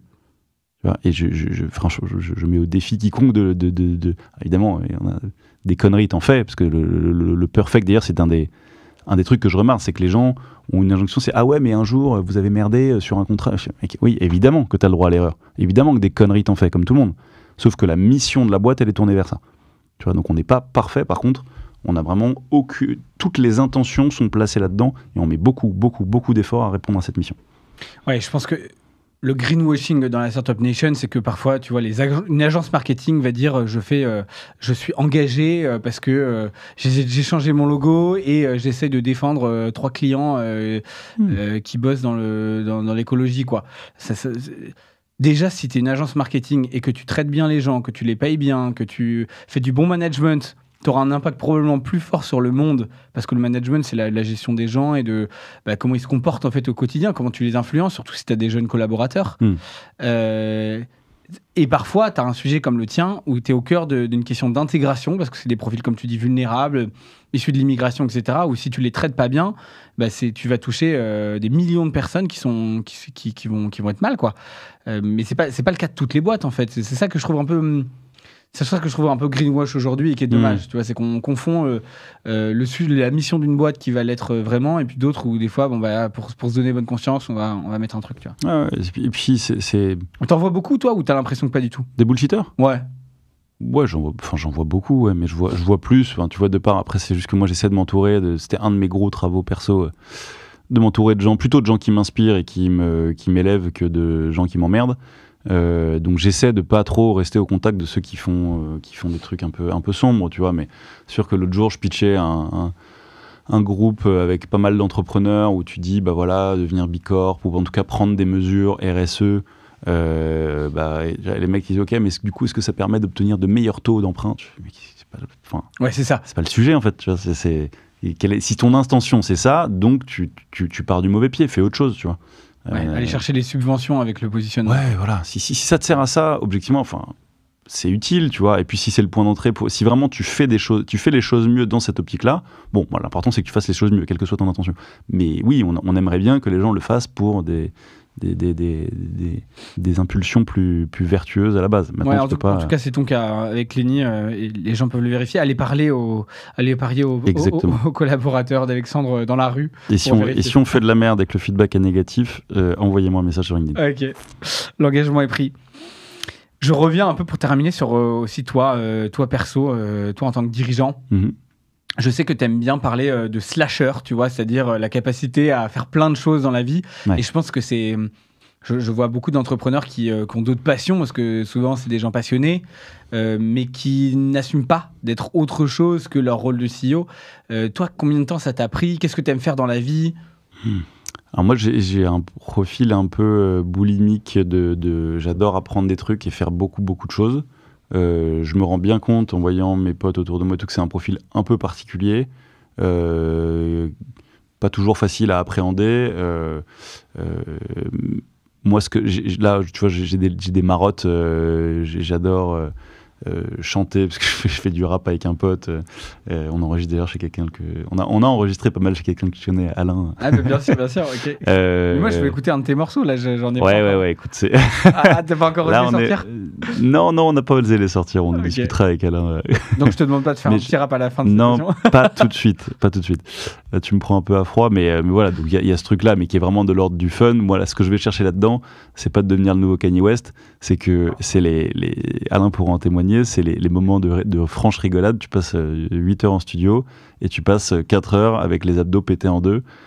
C'est exceptionnel. Ouais, dire je des punchlines, un peu raconter des conneries, envoyer des trucs, et puis à la fin, quand ça sort et que tu t'écoutes, tu dis c'est pas si mal que ça, tu vois. On est très loin de la perf, mais le sport fait partie de ma vie depuis depuis que je suis tout petit, tu vois. Je fais du tennis depuis que j'ai 4 ans, ski, football, j'ai fait 25 ans de football. Et maintenant que je me suis fait 2 fois les croisés, je suis passé au triathlon, qui est un sport plus pépère, un sport de vieux, mais qui est... Le triathlon est un sport de vieux ? Je sais pas, en tout cas, c'est des sports non traumatisants. Tu vois. Moi, je sais ce que j'ai fait, c'est des sports en ligne. Le triathlon, il y a natation, course à pied, vélo, non ? Exactement. Natation, vélo, course à pied. Bah, course à pied, c'est quand même... Oui, bon, ok, moins que le foot, mais... Oui, voilà. Quand même traumatisant, quand tu pars du foot, du rugby et du ski, en fait, si tu préserves plus tes croisés. Voilà. Mais t'as raison, c'est vrai que j'ai aussi mal au genou et mal au dos, mais... Voilà, c'est l'âge, 38 ans. Et comment bientôt chez Corian. C'est ça, oui, on est obligé d'y passer de toute façon.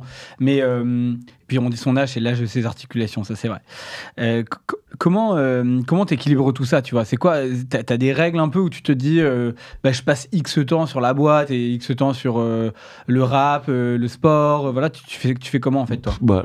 Oui, après du coup dans tout ça, évidemment, t'oublies tout ce qui est, la priorité absolue. Moi, c'est famille et potes. Ouais. Ce qui est, tu vois, je me nourris énormément. C'est pour ça que je suis tu vois. C'est que moi, ce qui me nourrit beaucoup, c'est de voir des gens, de discuter avec les gens que j'aime, avec les gens qui m'inspirent, de passer du temps à me marrer. Je cherche énormément le rire. Et donc, comment j'équilibre ? Il y a beaucoup de trucs sur le temps perso, évidemment. Donc les week-ends, le soir, et puis après beaucoup de temps alloué à Cluny en semaine, et j'essaie de faire fitter un déj par-ci par-là.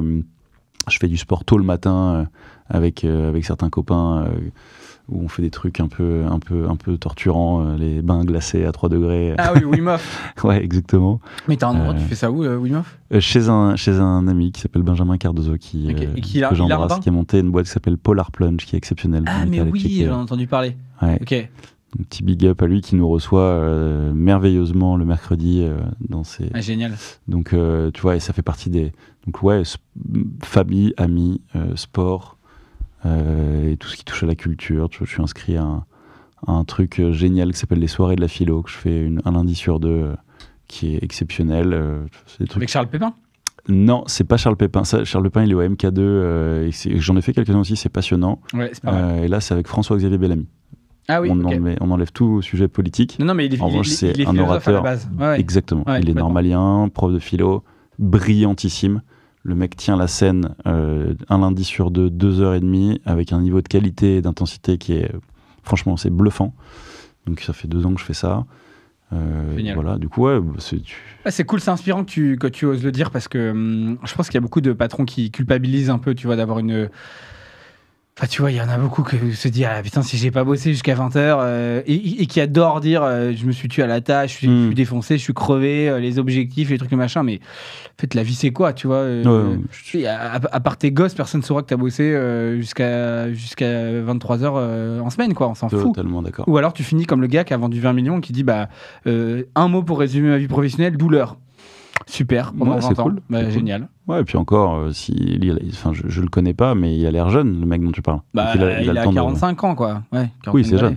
45, 47, je pense. Je t'en prie, c'est jeune. Ouais, non, mais tu vois, il est encore à un âge où t'as le temps de toi. C'est sûr que moi, un truc que je me dis souvent, c'est si à 80 piges sur mon lit de mort, de quoi je me souviendrai ? C'est sûr que je me souviendrai pas du contrat que j'ai signé ou de la personne que j'ai embauchée. Ça fera partie du truc, je serais content d'avoir monté une belle entreprise, je serais content d'avoir passé du temps, tu vois, j'essaie de faire en sorte que le but soit dans le chemin, tu vois, que le trajet soit cool. Et dans ce trajet-là, effectivement, il y a du pro, et c'est hyper grisant, et j'adore entreprendre, j'adore craquer des sujets, je suis plus un mec de 0 to 1, tu vois, c'est vrai que Dès qu'il s'agit de structurer, de systématiser, je suis moins bon. Du coup, maintenant, j'ai réussi à m'entourer de personnes qui sont très fortes là-dedans. Mais j'ai besoin, moi, perso, de faire plein de trucs à côté. Mais trop, tu vois. Je suis quasiment boulimique de la médiocrité dans plein de domaines, tu vois. J'adore, je fais aussi pas mal de dessins. J'adore boulimique de la médiocrité. Mais je m'en fous, j'ai admis à l'être. Tu fais les choses pour toi, en fait. J'ai accepté d'être ça, je fais les choses pour moi, et ça, moi, ça me plaît. Et puis si ça plaît pas à d'autres, si, je deviendrai jamais Monet ou Kanye West, et c'est pas grave, tu vois. Mais ça me plaît vachement de faire les choses, tu vois, de me passer 5 heures devant une feuille à dessiner un truc, ça me passionne. C'est un truc, d'ailleurs, en termes de méditation, moi qui je suis inscrit sur Calm depuis 3 ans, et j'essaie de faire des trucs de calme dans ma bagnole, je n'y arrive pas du tout. Mais alors, dessiner, mon gars, tu te mets un peu de musique classique, tu te mets devant une feuille, tu essaies de reproduire un truc. Okay. Les 4 heures, tu ne les vois pas passer. Okay. C'est exceptionnel. Moi, j'arrive pas non plus du tout à faire les trucs. La méditation, c'est trop. Ça me met une boule à la gorge, tu vois. Tellement ça me stresse, des trucs comme ça, immobile. J'ai l'impression que je suis un lapin dans des phares, tu vois. Non, j'en suis pas là, mais tu vois, après, c'est peut-être un truc. Les respirations Wim Hof me font un bien fou. Tu vois, mais c'est un côté, tu vas chercher un truc un peu dur quand même. Ouais, tu vois, Wim Hof, pour ceux qui connaissent pas, c'est de l'hyperoxygénation. Ouais. Donc nous, on le fait avec Caroline Arditi, pas Paul Arpège, mais qui a une super salle d'ailleurs dans le 10e, aussi, Caroline, donc on l'embrasse aussi. Mais c'est effectivement de l'hyperoxygénation qui te fait quasiment rentrer en transe ou dans des sortes de rêveries assez intenses en fait. Ouais. Hein, moi, c'est ça que ça m'a L'hyperventilation, ça te met dans des états modifiés de conscience. Ouais, ils peuvent aller chercher des trucs qui sont proches de quand tu prends une drogue, tu vois, une drogue s'appelle la DMT, que le corps sécrète naturellement, que tu peux aller chercher via de l'hyperventilation. Ouais. Donc mais ça c'est des trucs où quand tu fais une méthode Wim Hof dans un groupe avec une respi collective, c'est des moments où tu vas chercher des trucs, tu vois, tu peux te mettre à chialer ou avoir des fous rires, c'est assez dingue, tu vois, mais c'est pas vraiment de la méditation, du coup c'est un truc un peu excessif. Mais la vraie méditation, c'est à l'apaisante, où tu as les jambes en tailleur, les doigts en rond, et où tu arrives à te... J'arrive pas du tout. Ah non plus. Très limite, vaut mieux aller sur une table de massage. Soit je m'endors, soit je cogite et je pense à mon PNL. C'est ça. Si le truc qui marche bien, moi je trouve, c'est le téléchargement de pensée. Tu sais, en ce moment, je me fais coacher par Mounia de 108 milliards. J'allais te dire, c'est Mounia, ça. Voilà, évidemment. Et Raph, qu'on embrasse. Et Raph, et ça, pour le coup, c'est fort. Parce que vider les poubelles mentales, il y a un très bon TED Talk qui s'appelle Les Antisèches du bonheur de Jonathan Lehman, qui explique comment notre cerveau est constitué pour penser problème depuis l'âge de pierre et qu'il faut faire gaffe à pas bouffer ta viande sans regarder s'il n'y a pas un tigre à grande salle derrière. Et donc, ça, on l'a encore dans l'ère moderne, et que sortir en écrivant tous les matins ses pensées, c'est hyper puissant, quoi. Hyper puissant. Et après, les analyser. La méthode de 108 milliards, c'est aussi de les analyser pour voir qu'est-ce qui est limitant et qu'est-ce que tu peux rendre intentionnel. Ça, c'est intéressant. Et je trouve que c'est ça que j'aime bien. C'est comme tu dis avec le dessin, c'est que du coup, c'est un acte de... Quand t'es un profil très actif, c'est vrai que c'est plus simple d'avoir quelque chose où t'agis, quoi. Écrire, dessiner, c'est quand même une action. Même si c'est une action, comme on dit, yin, c'est ça, non? C'est le yang, c'est le... Je ne suis pas compétent sur le sujet. Elle me dit tout le temps, je crois que c'est yin. Non, bon, bref, celui qui est calme. D'accord. Mais alors, tu vois, dans le dessin, t'as qu'un côté contemplatif. C'est un moment off, en fait. Ça fait partie de ces moments de vie, en tout cas, c'est comme ça pour moi, hein, mais où tu as le sentiment que les 4 heures que tu viens de passer sont passées en 5 minutes. Tu vois, donc tu coupes complètement, et moi, je trouve ça très réjouissant, mais t'as pas l'intentionnalité de résoudre un problème, de comprendre tes pensées. Il n'y a rien d'intellectuel, c'est que physique. C'est comme courir, tu vois. Tu pars courir, alors tu peux cogiter pendant que tu cours. C'est le rapport au corps, quoi. Mais ouais, et c'est là où tu vois, contrairement à ton gars qui a vendu sa boîte et qui est dans la douleur mais un peu malsaine, la douleur physique, elle peut être très aidante. Parce que elle te permet de te mettre dans l'instant. T'as mal au genou, tu gères ton souffle, tu gères ton effort, tu gères ton intensité. T'es dans un bain de glace, t'as pas le temps de cogiter, et c'est très bien. C'est pour ça que j'ai une forme d'addiction au sport aussi, c'est que c'est des moments que tu vas chercher pour être très très présent à toi-même. Et c'est de la même manière, tu vois, quand tu fais un triathlon ou un marathon, le temps ne passe pas de la même manière. Tu vois, alors là, je me suis inscrit au marathon de Paris, mais j'ai déjà fait des 20 bornes. Les 2 heures ne passent pas du tout de la même manière. Si tu passes 2 heures devant Netflix, c'est tout à fait différent comme rapport au temps. Et ça, je trouve que c'est un truc qui est sympa à aller chercher. Tu vois, donc... Et donc là, tu vois, donc, du coup, là, ça fait 13 ans, tu me dis, tu arrives à avoir un super bon équilibre pro-perso, tu es passionné de plein d'autres trucs, tu prends du temps pour ta famille, pour tes potes, c'est super important.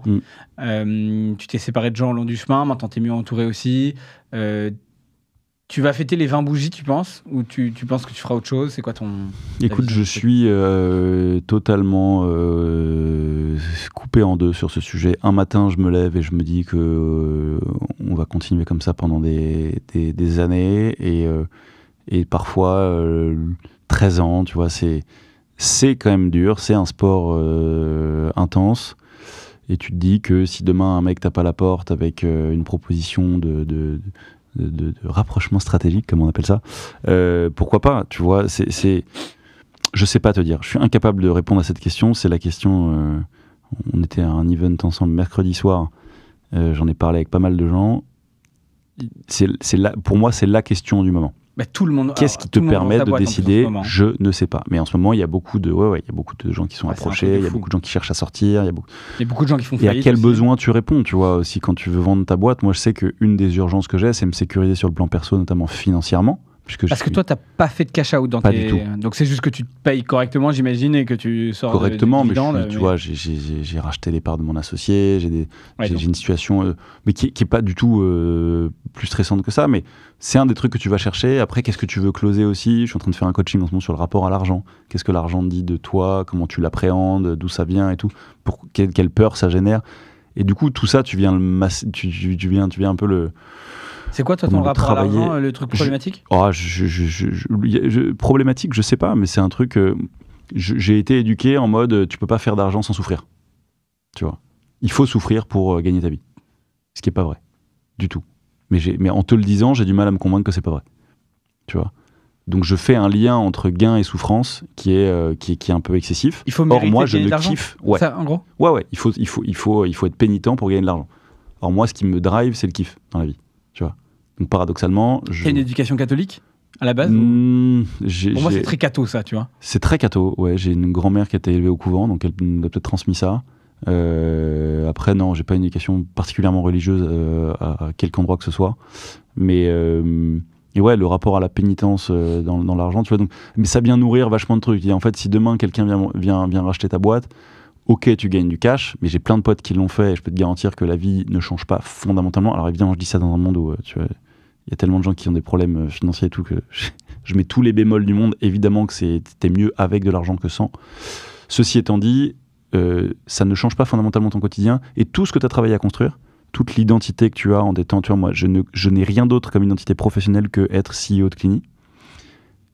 Perdre ça, est-ce que je vais savoir l'assumer? Il y a un syndrome qui peut paraître très paradoxal, c'est la dépression du mec qui a vendu, qui a pris plein de cash, mais qui du coup a perdu plein de choses. Son statut, ses employés, son cadre, ses bureaux, tout le quotidien, le pourquoi je me lève le matin, toutes ces tensions, même le fait d'avoir des problèmes, un agenda rempli de plein de trucs, tu vois. Quand tout ça disparaît, ça peut te mettre un gros coup dans la gueule si tu l'as pas anticipé. Ouais, donc j'essaie de l'anticiper. J'en vois tellement des mecs qui passent 2 ans à faire du coaching parce que juste ils ont plus de sens, quoi. Et on l'a tellement vendu. Ça, c'est aussi le truc du game VC, c'est qu'on te vend. Forcément, il faut que les gens gagnent de l'argent. Donc pour regagner de l'argent, il faut vendre. Donc on a transformé ça en accomplissement ultime. Et j'ai exit. Tu vois, c'est comme ça que j'ai exit. Ouais. Mais à la fin, parfois, juste t'as exit le sens que tu mettais aussi dans ton quotidien, quoi. Exactement. Donc, en fait, si t'es dans la bonne boîte, au bon endroit, mais que ton problème, c'est un problème financier, résous ce problème-là et ne vends pas ta boîte, tu vois. Donc c'est ça les questions que je me pose, c'est est-ce que j'ai envie de la vendre, est-ce que j'ai pas envie de la vendre?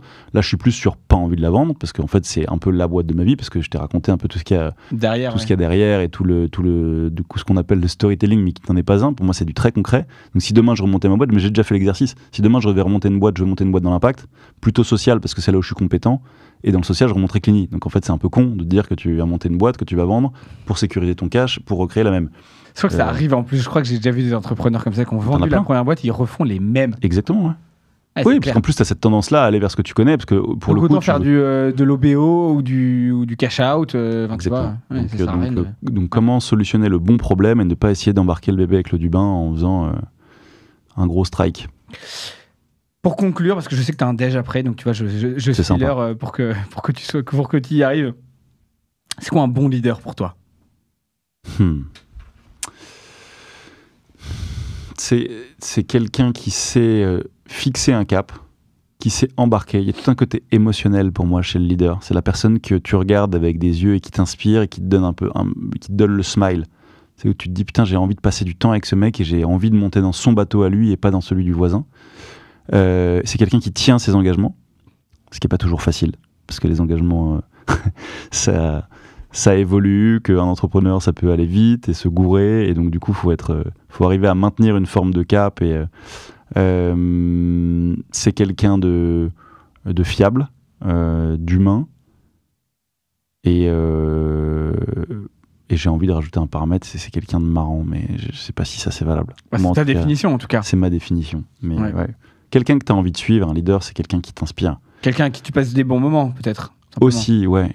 Tu vois, donc après, est-ce qu'on est dans le leader ou dans le pote, j'en sais rien. Moi, je mixe un peu les deux. J'aurais vachement de mal à suivre quelqu'un, moi personnellement, qui ne colle pas à ces critères-là. Après, tu peux avoir des leaders chiants, tu peux avoir des leaders inspirants intellectuellement, mais qui n'ont pas les autres aspects. Moi, en tout cas, les gens qui m'inspirent, les gens avec qui j'ai envie de passer du temps et que j'ai envie de suivre, c'est des gens qui... ouais, pour moi, il y a tout un aspect intellectuel aussi. Des gens qui te font progresser. C'est des mecs qui t'aident... Tu démarres une session avec eux et tu termines une session avec eux, tu n'es plus exactement la même personne parce que tu as appris des choses. Tu as eu envie de faire des choses. Ça crée une impulsion. Tu as un avant-après, tu vois. Ouais. Ouais, moi, c'est intéressant ton point là sur est-ce que c'est marrant parce que j'ai l'impression que c'est un peu ton obsession aussi, toi, de pas confondre le côté pote et le côté patron. Et c'est très important en effet. Mais en même temps, je me dis, je vois pas de problème particulier à ce que les gens passent un bon moment avec toi, tu vois, que tes employés, tes salariés, c'est cool quoi, tu vois, c'est top. Tant mieux si t'as les deux, tant que tu sais, en fait pour moi tout est une question de rapport adulte-adulte, tu vois. Tant que t'es conscient qu'il y a un cadre, le cadre c'est le cadre professionnel, un jour ça peut s'arrêter. Bon, en fait, entre les deux, on peut faire un petit peu ce qu'on veut, je trouve. Moi, j'ai un peu payé pour apprendre dans l'histoire de la boîte, tu vois. Effectivement, c'est un rapport à la distance. Il y a un juste niveau de proximité à avoir. Ça reste une entreprise. Comme je disais, le côté famille, j'y crois pas du tout. Donc, il y a une juste distance parce que tu sais que parfois, ça peut tourner au vinaigre. Tu sais que parfois, on est dans une relation qui est contractuelle. Donc, mais dans ce cadre-là, dans un cadre de jeu défini, évidemment que tu peux mettre du fun, évidemment que tu peux mettre de la progression, des échanges fertiles. Toutes les portes sont ouvertes, mais il faut garder quand même cette base c'est une relation professionnelle, c'est tout. Merci Alex, c'était un super moment pour moi. J'espère que toi aussi. C'était excellent. Merci pour l'invite. Franchement, je suis pas déçu. Voilà, il y avait du franc-parler, il y avait de l'authenticité, donc j'espère que vous aurez plaisir à nous écouter et je te souhaite surtout un bon déjeuner. Merci beaucoup. Merci d'avoir écouté cet épisode de À poil et sans filet. Si vous avez aimé, n'hésitez pas à nous mettre 5 sur 5 sur la plateforme de votre choix parce que ça nous aide énormément à faire grandir le format. Il est retrouvable sur Deezer, sur Apple, sur Spotify, sur YouTube en vidéo si vous avez envie aussi. Donc n'hésitez pas à partager, à nous mettre 5 sur 5, ça nous aide et surtout à très bientôt pour le prochain épisode.